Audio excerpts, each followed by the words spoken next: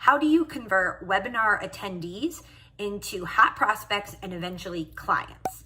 Today, I'm going to share with you a 5-step process for making it happen. So let's dive right in.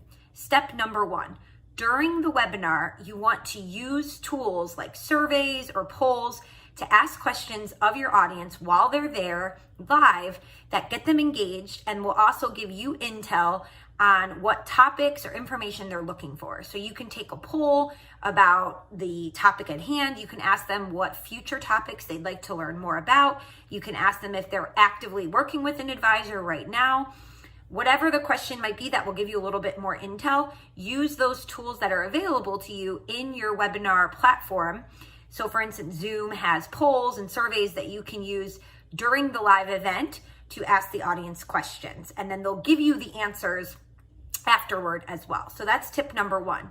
Tip number 2 is you want to, as soon as the webinar is over, identify the hottest leads. So the first thing you're going to do is look at who attended versus who just registered but did not attend. And you're going to break those into 2 different groups. You're going to communicate with everyone who registered, but those who also attended and who stayed for the entire thing. So the time they spent in the webinar, that's a factor. If they were there from the very beginning to the end, that's a hotter lead than someone who stayed for a minute and left, right?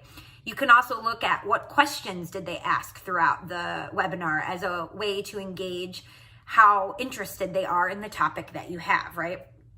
You can also look at the survey answers that they left for any of the surveys or the polls that you took to also give you some intel. So again, you want to start looking at what are the hottest leads. I also will take that list and look at, have they attended a past webinar I've given? Are they subscribed to our blog?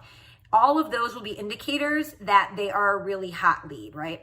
So now you have these 2 lists, you've identified the hottest leads. What I want you to do is create 2 separate emails sending a replay of the webinar to both groups. For the group that actually was live and attended, you're going to send them the replay, thank them for attending, and also give them a list of resources. So we like to take the webinar replay, we upload it to YouTube, we embed the YouTube video into our blog, and then we upload the slide deck that we had for the event, if we had one, to SlideShare.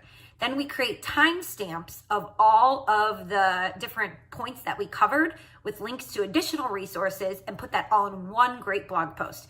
So if there is a topic we're discussing, that we can send them to another blog post of ours about a subtopic, or a free ebook we had about another topic. It's all in one place for them to find, and we're only sending one link after the webinar is over.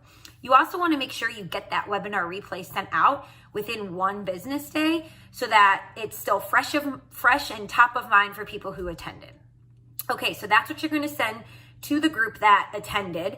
At the bottom of that email, you're going to put a call to action saying, did you find this webinar valuable? Do you have any questions for me? I'd love to chat with you personally. Here's a link to my calendar. Book a time that works best for you. So you're going to invite them to book right on your calendar.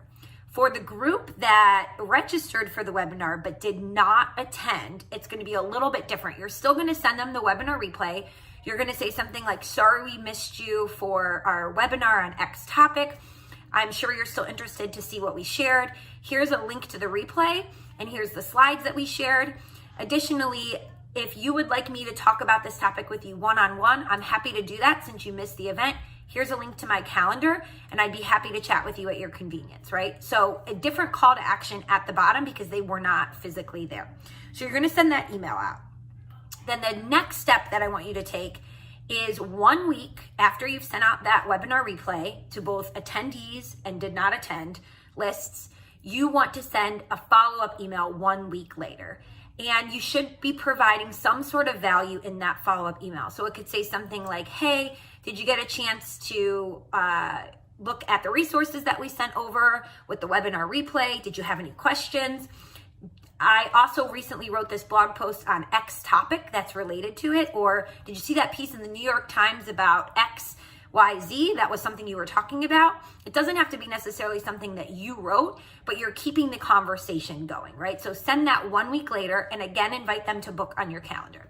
If you still don't hear anything, but you can see they're opening your emails and reading them, what I would suggest doing is 2 to 4 weeks after that second follow-up email. So now we're about a month out or so. I would send a follow-up email saying, hey, haven't heard anything back from you. Just wanted to see if you'd like to be added to my bi-weekly newsletter or my bi-weekly blog e-blast, where I share all of the best content that we are putting out for people like you to help them with their personal finances. Let me know and I'll go ahead and get you subscribed. Or, hey, if now's not a good time to have a conversation, let me know and I can try reaching back out in 6 months. So you're just making sure that if they want to connect with you in some way that they can, and hopefully they'll let you put them on their blog subscribing list. And by doing that, you'll be able to drip on them over time and stay top of mind in that weekly or bi-weekly or monthly communication that you send.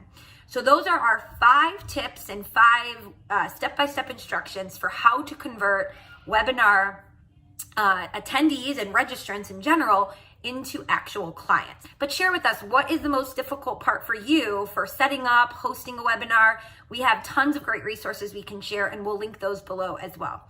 I'm Samantha Russell from 20 Over 10. If you found this helpful, give it a thumbs up, a like, and subscribe to our channel for even more marketing tips for advisors. Thanks, everybody.